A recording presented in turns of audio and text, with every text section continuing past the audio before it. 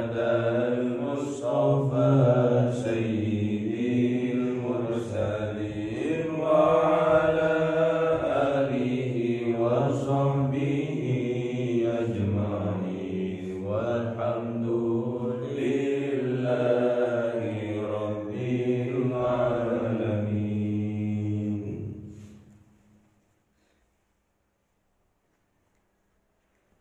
Bismillahirrahmanirrahim. Assalamualaikum warahmatullahi wabarakatuh. Waalaikumsalam.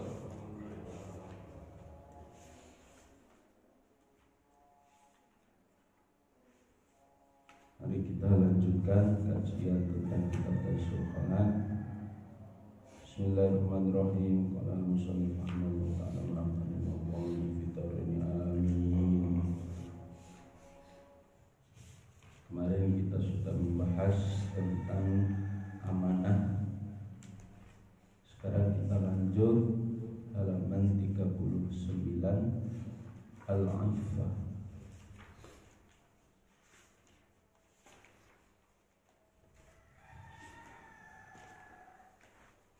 Al-Iffatu hiya utawi iffah iku sifatun sijine sifat lin nafsi kang tetep keduwe awa-awaan takufuha kang nyegah sapa man anil muharramati saking perkara-perkara kang diharamake. Maksudnya iffah di sini yaitu sifat yang harus ada pada diri manusia. Iffah ini menahan diri dari sesuatu yang diharamkan oleh Allah Subhanahu wa ta'ala. Jadi iffah ini adalah salah satu sifat yang harus dan benar-benar ada pada diri manusia, termasuk umat Islam harus mencegah dirinya dari sesuatu yang haram, menahan istilahnya. Orang kalau tidak mau dirinya melanggar larangan-larangan Allah, ya, maka harus dan benar-benar dalam dirinya harus benar-benar dimanage, diatur bagaimana agar tidak melanggar apa yang telah dilarang oleh Allah. Karena sesuatu yang dilarang itu pasti menarik untuk kita cari tahu, untuk kita lakukan.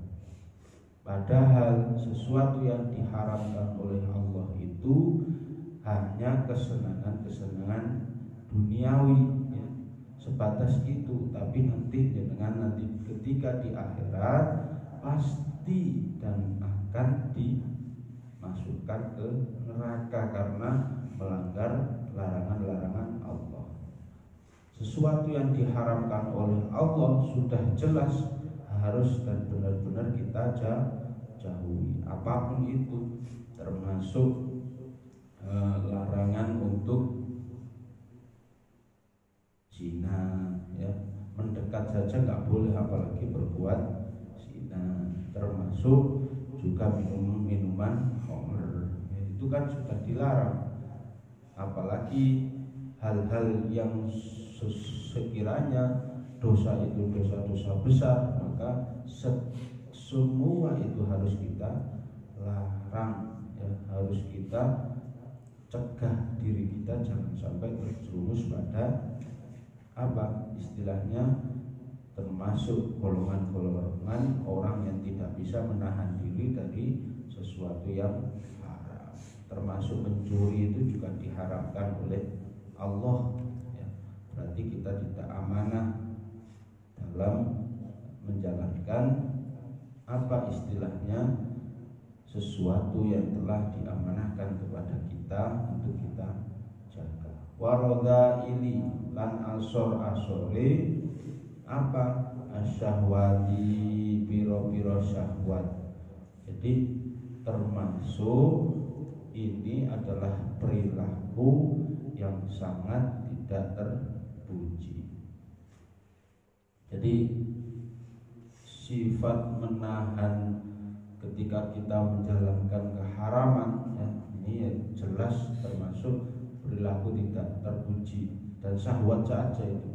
Ya, keinginan itu hanya untuk kesenangan dunia saja. Maka itu termasuk perilaku yang tidak terpuji. Wahia utawi iffah.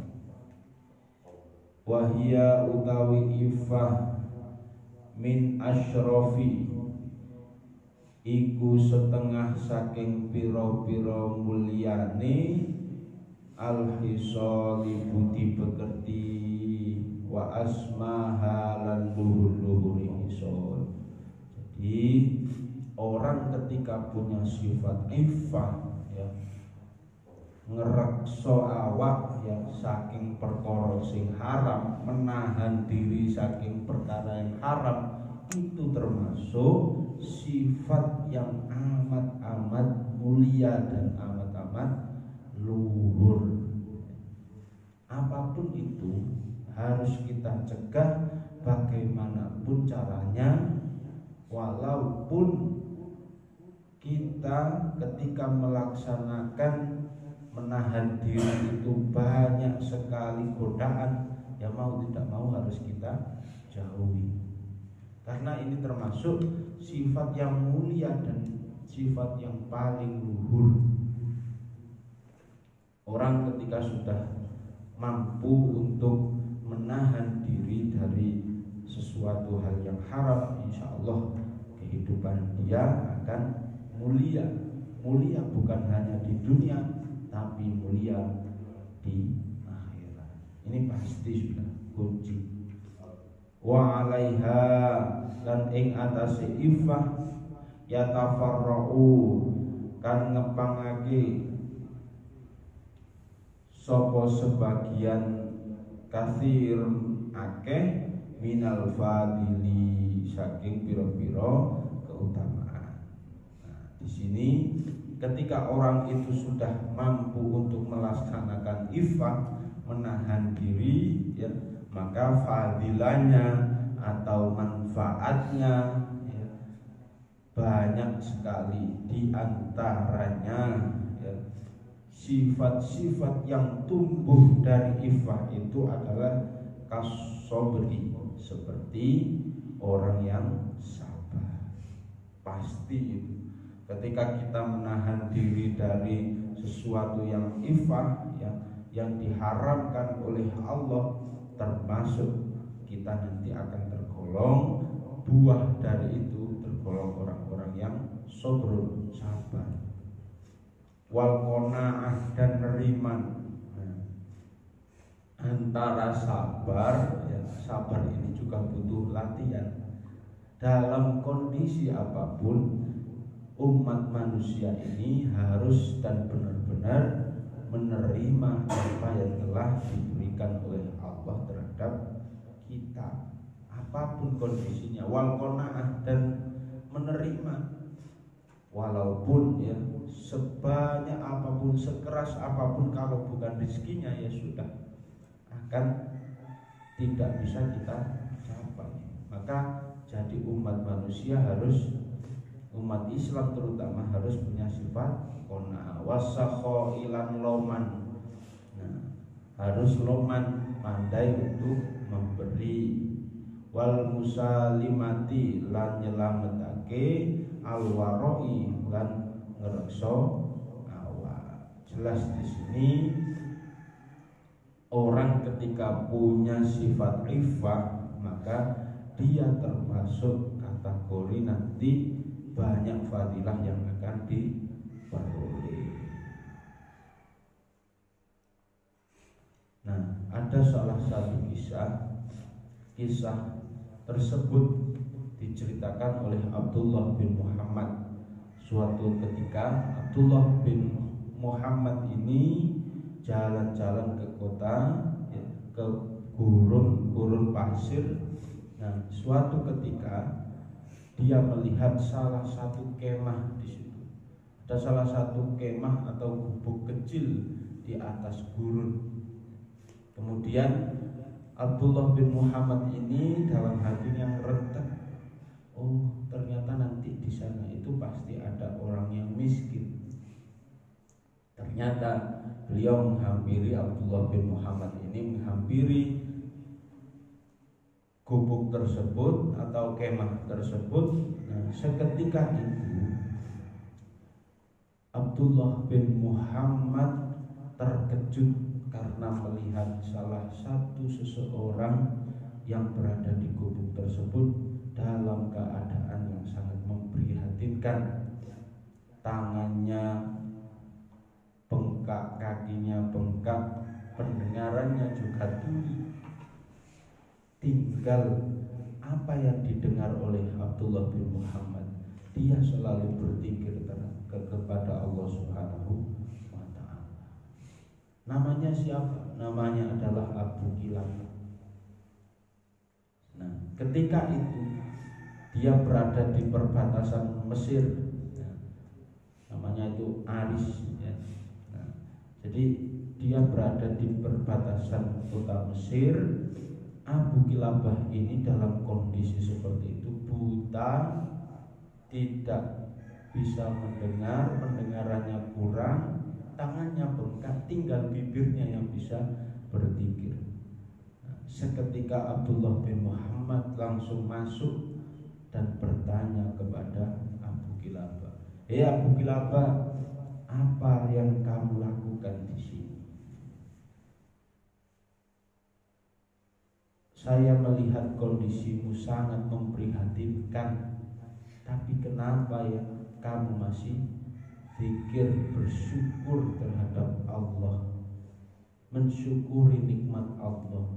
Apa yang kamu syukuri atas kondisimu? Wong kondisinya sudah jelas-jelas, kakinya bengkak, tangannya juga bengkak, telinganya tuli, matanya sudah buta. Apa yang kamu syukuri wahai Kilabah? Sampai seperti itu Abdullah bin Muhammad. Seketika Abu Kilabah ini nyentak, menengok, nah maksudnya gitu, diamlah, kamu tidak tahu Allah itu telah memberikan nikmat saya berupa lisan yang tetap bisa berzikir kepada Allah Subhanahu wa ta'ala. Ini bukti bahwasannya kondisi Abu Kilabah saat itu hanya diberikan Allah ini lisan, yang lain tidak diberikan. Tangan, kaki tidak bisa digunakan karena sakit, hanya sebatas bibir. Dia saja sudah mensyukuri nikmat Allah, apalagi kita sebagai umat Islam, umat manusia yang diberikan tubuh indera yang utuh. Bagaimana cara kita mensyukuri nikmat Allah? Apakah seperti Abu Kilabah yang bisa mensyukuri nikmat Allah dengan benar-benar? Nah, wujud syukur kita ya harus kita gunakan. Kita tunjukkan rasa syukur kita dengan giat beribadah. Kita dikasih, sama termasuk saya juga, kita dikasih tangan utuh, kaki utuh, ya. Kok kita tidak mensyukuri nikmat Allah? Maka kita harus malu terhadap Allah Subhanahu wa ta'ala. Abu Kilabah ini adalah contoh orang-orang yang sabar. Seketika itu Abu Kilabah langsung meninggal di pangkuan Abdullah bin Muhammad. Nah, ketika sudah meninggal, di bawah turun dari gurun, ternyata beberapa orang ditanyai oleh Abdullah bin Muhammad. Seketika orang-orang itu membuka jenazah, langsung menangis karena Abu Kilabah ini adalah salah satu orang yang ditunjuk oleh Ibnu Abbas untuk menjadi hakim pada waktu itu, tapi tidak mau karena takut terhadap kesenangan atau ketidakadilan nanti dalam menjalankan amanah. Nah, ini adalah bukti bahwasanya iffah ini menahan diri dari sesuatu yang haram, termasuk sabar, termasuk qanaah, ya. Ini akan menjadi buah dari ibadah kita kita yang paling dan benar-benar harus kita lakukan dan ada pada diri kita. Wal waqori dan andap asor, war rahmati lan welas, wal haya ilan isin. Jelas di sini orang ketika punya sifat iffah maka akan melakukan sesuatu yang diharapkan oleh Allah itu haya, sungkan dalam ketika melanggar apa yang telah dilakukan atau dilarang oleh Allah. Pasti suatu ketika jenengan mau melanggar apa yang telah dilarang oleh Allah, dalam hati itu pasti malu, ya Allah. Nah, kadang seperti itu. Nah, maka haya ini akan tumbuh ketika kita benar-benar menahan apa yang telah diharapkan oleh Allah. Fihi mongko utawi iffah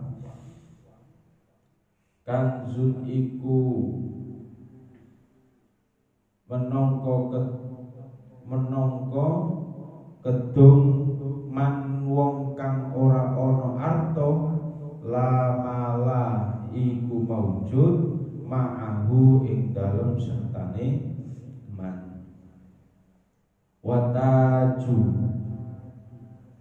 wataju malla syarafalahu, maka termasuk apa mahkota yang tidak punya jabatan. Maksudnya di sini orang atau iffah ini adalah gudang orang yang tidak punya harta benda, orang yang tidak punya harta benda dan mahkota.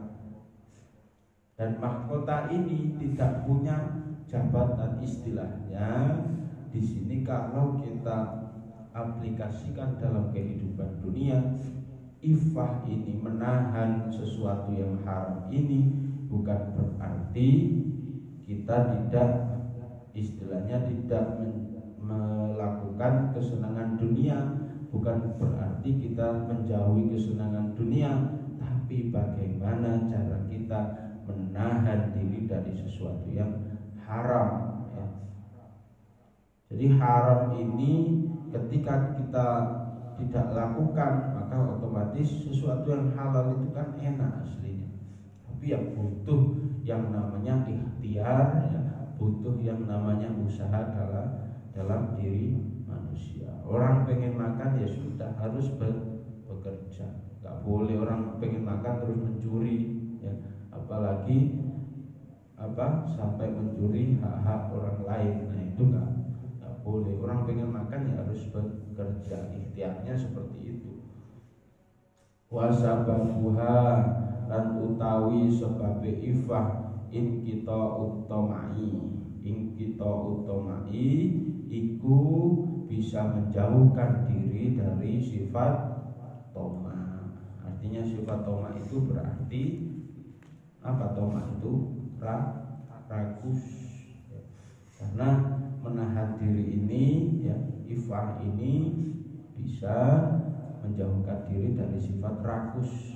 Orang yang rakus, itu sifat manusiawi, pengen ini, pengen itu, dikasih sudah uang misalkan 5 juta, tapi dalam hatinya masih kurang, rakus. Berarti kan dia nggak qanaah, nggak menerima. Dia pengen lagi, maka harus dan benar-benar ngerekso dalam hati, menahan diri agar tidak punya sifat rakus. Nah, kerakusan ini, keinginan seseorang ini, pengen itu yang bikin orang nantinya akan melanggar sesuatu yang telah diharapkan oleh Allah. Watarkul hirsi ala kasbil mali, watarkulan ninggal al hirsi ngongso ala kasbi ing atase golek harta. Nah, jadi meninggalkan harta kekayaan. Maksudnya meninggalkan harta kekayaan itu yang enggak semata-mata kehidupan di dunia ini hanya untuk mencari harta. boleh ya. Termasuk kita hidup di dunia ini harus semata-mata untuk ibadah dan mencari ridho Allah Subhanahu wa taala. Wal qanaah, dan menerima atau neriman bima tad'u ilaihi, bima kelawan barang tad'u narib ilaihi maring ma apa ad-darurah apa darurat. Jadi di sini istilahnya qanaah itu berarti hidup apa adanya. Jadi apa adanya ini ya ada apanya ya. Termasuk apa adanya ini bukan berarti kita harus kategori sukses itu termasuk kaya raya gitu, bukan ya. Kategori sukses itu dia mampu untuk menerima apa yang telah dikasih oleh Allah. Jadi wujud syukur kita ya harus menerima kondisi kita. Ketika kita sudah berusaha, pasti Allah juga akan memberikan rezeki bagi kita, memudahkan jalan kita ya. Nah, kalau qanaah neriman ini bagi orang kaya pasti sudah menerima, tapi bagaimana dengan kondisi kita? Maka kondisi orang ketetapan iman itu dalam keadaan apapun harus ada lafaz la ilaha illallah. La ilaha illallah ini bukan berarti hanya sekedar dalam ucapan kita tiada Tuhan selain Allah, la ilaha illallah ya, tiada Tuhan selain Allah. Tapi makna la ilaha illallah ini harus dan benar-benar ada dalam diri kita. Maksudnya ada dalam diri kita berarti kondisi kita apapun itu, ketika kita dalam keadaan susah ataupun senang harus tetap ada la ilaha illallah. Apa yang terjadi pada diri kita itu adalah kehendak Allah ya. Kondisi kita saat ini itu adalah semata-mata karena zat Allah ya, yang mengasih rezeki. Jadi mau nggak mau ya kita harus menerima seperti itu. Tinggal bagaimana cara kita mengatur diri kita agar tidak terjerumus dalam suatu hal yang diharapkan oleh Allah. Qala Allah Ta'ala yahsabuhumul jahilu aghniya'a minat ta'affuf. Nah, di sini termasuk orang yang tidak menyangka mereka adalah orang kaya karena mereka itu istilahnya apa? Memilih harta ya, memperkaya diri dari meminta-minta. Artinya di sini dia tidak termasuk ya, golongan ya, orang-orang yang bodoh ya, bodoh tapi kaya. Nah, karena ngerekso awak saking perkara ingkang haram. Jadi orang yang tidak menyangka bahwasanya dirinya ini loh, aku ini loh sugih. Tapi di atas kekayaannya itu masih ada keharaman-keharaman yang akan dilakukan. Jadi harus direkso istilahnya, harus ditahan diri sampai benar-benar dia tidak bisa melanggar sesuatu yang dilarang oleh Allah. Wa qala Rasulullah sallallahu alaihi wasallam, tuba iku tetep liman keduwe wong hudia kang diparingi lil islami hidayah sokoman marang agama Islam, wa kana lan ono opo asyuhu pengupa jiwane wong iku kafafan cukup wa qani'an lan neriman sokoman bihi kelawan aisyu. Jadi di sini tuba ya, sangat beruntung ya, bejo orang ya yang hidup di dunia ini memeluk agama Islam. Itu sangat beruntung sudah. Nah, beruntung apabila dia mampu menjadi orang Islam beneran. Singkatan Islam itu kan Isya, subuh, luhur, asar, maghrib. Nah, itu termasuk kategori Islam. Orang ketika orang Islam ya harus bisa menjalankan sholat 5 waktu.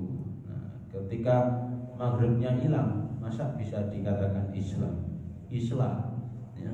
Ketika apalagi subuhnya hilang, ya, berarti hilang, bukan Islam. Ya. Nah, seperti itu. Jadi sangat beruntung panjenengan semua, kita semua bisa memeluk agama Islam. Ya. Wa kana aishuhu, ya. Dan hidup kita ya pas-pasan serta menerima apa adanya itu juga termasuk kategori orang yang beruntung. Ya.